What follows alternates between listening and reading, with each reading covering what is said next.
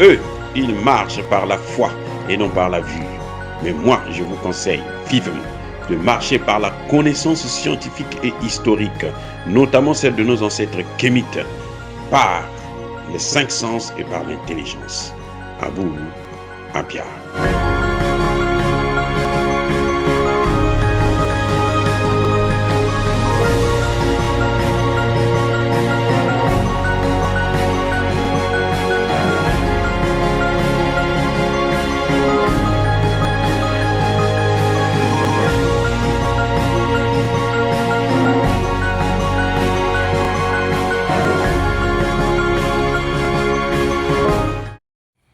Otep à tous, bienvenue sur la chaîne des panafricanistes par essence, par conviction et par excellence.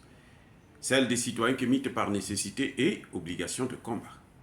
Nous sommes une chaîne qui n'est guidée que par nos ancêtres et rien que par les ancêtres qui appartiennent à l'égrégore du monde noir. Par conséquent, nous ne croyons en aucun Dieu venu de l'étranger. Toutefois, cette vidéo n'est aucunement destinée à inciter à la haine ou à la violence, car nous menons un combat qui est d'abord et avant tout spirituel, intellectuel et démocratique. Ensuite, il est politique, géopolitique et géostratégique. Contre l'impérialisme, le colonialisme, le néocolonialisme et l'endocolonat, qui sont tous des crimes contre l'humanité.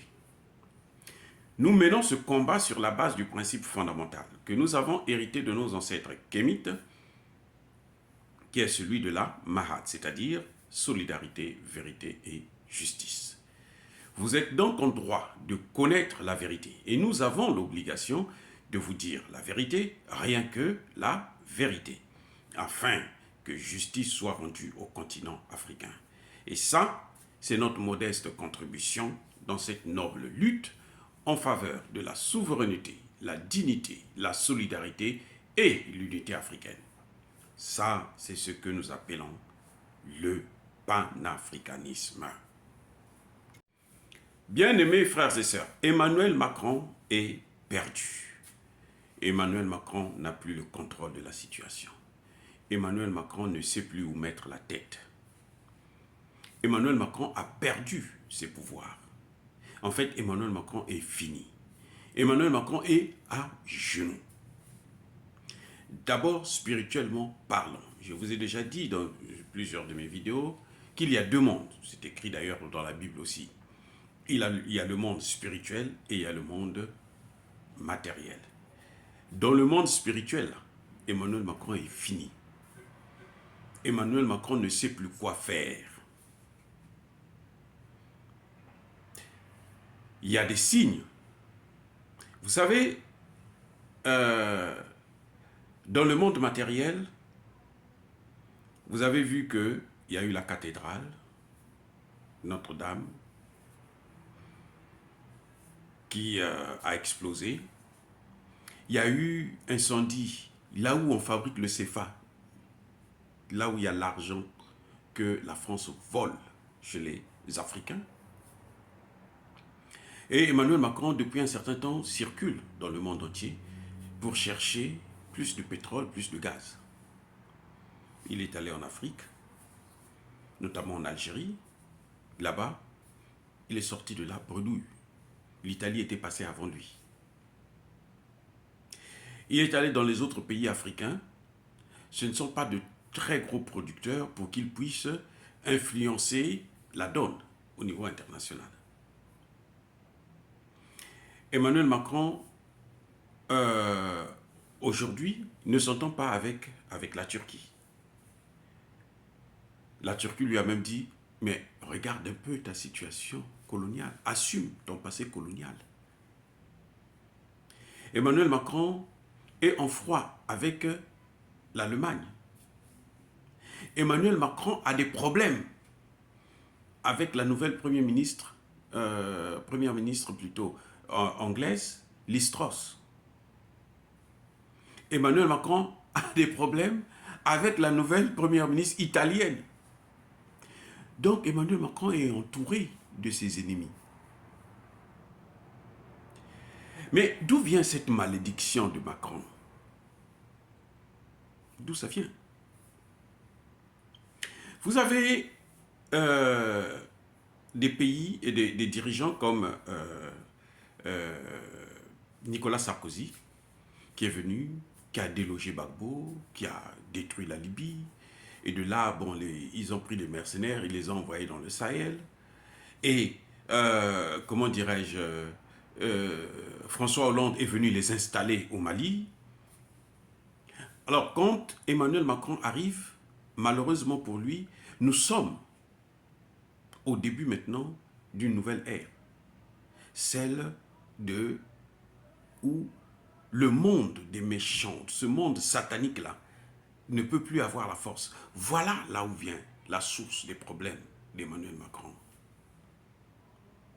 Et quand Emmanuel Macron arrive au pouvoir, il avait pour mission de corriger, c'est-à-dire par exemple le franc CFA, hein, laisser les Africains avoir leur propre monnaie, et puis voir comment il faut renégocier les accords de défense, les accords financiers, les accords militaires avec les pays africains en leur donnant un peu plus d'autonomie.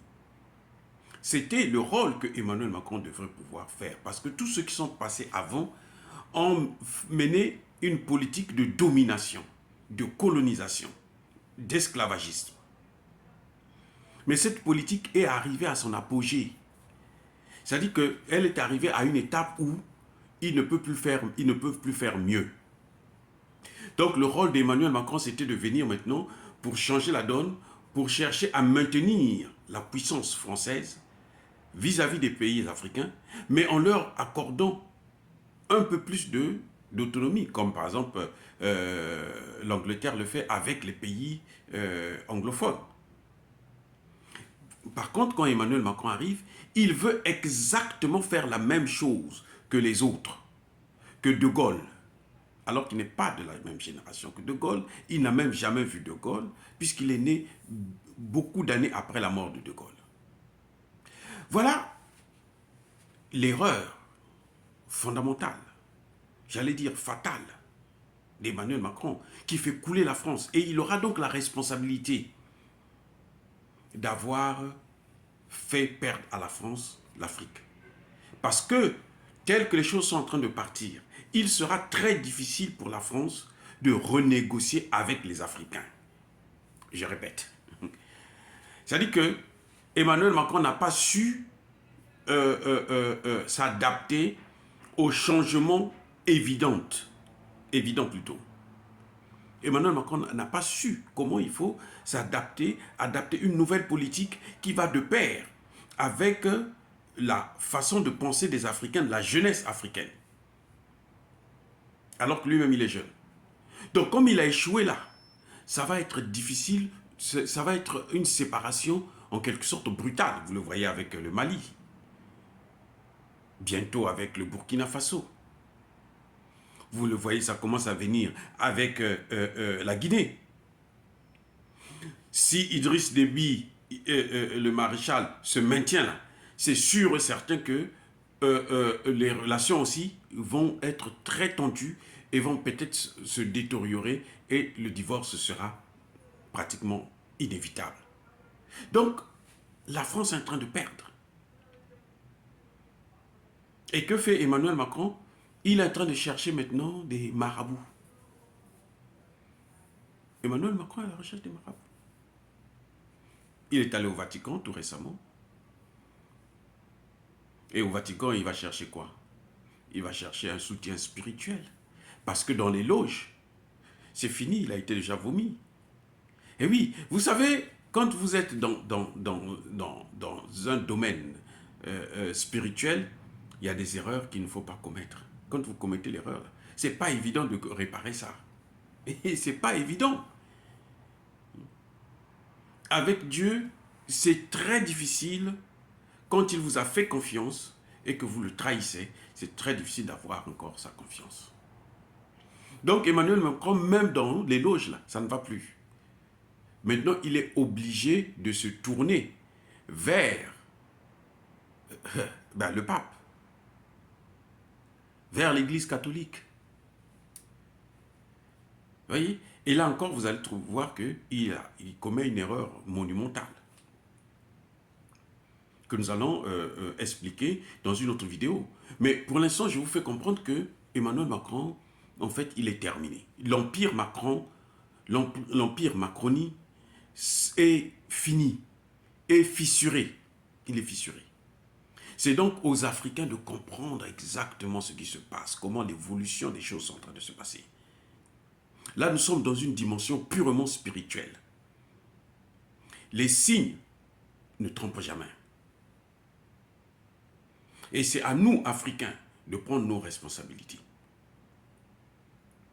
Le Mali a pris ses responsabilités. Le Centrafrique a pris ses responsabilités. Vous voyez, de plus en plus, la situation est en train de s'étendre. Et les pays occidentaux qui vont vouloir sauver Macron vont tomber avec Macron. Et je répète, les pays occidentaux qui vont vouloir sauver Macron vont tomber avec Macron. On l'a vu au Mali. Quand Macron a vu qu'il était en difficulté, qu'est-ce qu'il a fait? Il est allé appeler les autres pays européens, y compris les États-Unis, avec ce qu'on appelle l'opération Takuba. Takuba, c'était l'embryon de l'armée européenne. Mais puisque Macron lui-même est mort, son empire est terminé, qu'est-ce qui s'est passé? Eh bien, Takuba aussi est parti. Takuba est même parti avant, avant Barkhane. Takuba était pratiquement un mort-né. Et c'est ce qui arrivera à tous les pays qui veulent chercher à sauver Macron en faisant exactement la même politique de domination dans un continent où la jeunesse a pris conscience qu'on ne peut plus continuer comme ça. Il faut que ça change. C'est ce qui fait que vous allez voir que les dirigeants africains qui veulent maintenir le même système vont couler avec ce système-là. Je vous répète encore une chose que je vous ai déjà dit. La mouche têtue qui s'accroche au cadavre finira par être enterrée avec ce cadavre. Ce qui reste pour la France, c'est de faire ses funérailles, de célébrer ses funérailles, de l'accompagner à sa dernière demeure. Parce qu'en Afrique, la France est finie. Elle est en perte de vitesse. Et le système France-africain est irrécupérable. Personne ne peut le sauver. Quiconque veut tenter de le sauver va mourir avec. Il va être enterré avec le système. Dire cela, c'est inciter à la haine, inciter à la haine ou à la violence. Non. Je veux faire comprendre à mes frères et sœurs. Je veux faire comprendre aux leaders africains que le moment est venu de prendre des décisions justes pour pouvoir sauver l'Afrique. Parce que si on rentre encore, si on tombe encore dans les mains de ces prédateurs, ça va être très, très douloureux pour notre jeunesse. Mais j'ai espoir parce que la situation africaine est en train d'évoluer de façon comme une tache d'huile sur un papier. C'est en train de s'étendre et que petit à petit, tous les pays africains prendront conscience. Les jeunesses sont déjà debout, sont déjà éveillées et sont prêtes à mener le combat. C'est pour ça que, pour terminer, je dis, je persiste et je signe, soyez bénis par le Dieu des Kémites.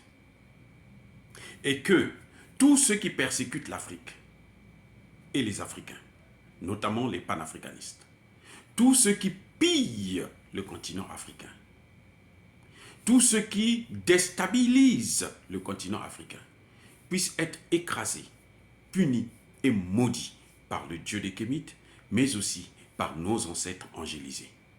J'ai dit et j'assume.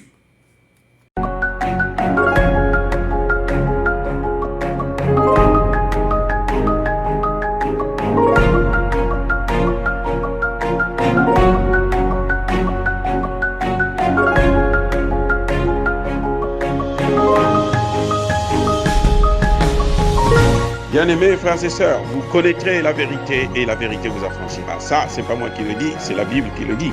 Mais moi, je vous dis bien, vous connaîtrez la vérité historique, notamment celle de vos ancêtres kémites, et vous aurez une vision globale de ce que c'est que la vraie souveraineté politique. J'ajoute, vous reviendrez à la spiritualité africaine ancestrale et vous comprendrez les enjeux de l'indépendance économique.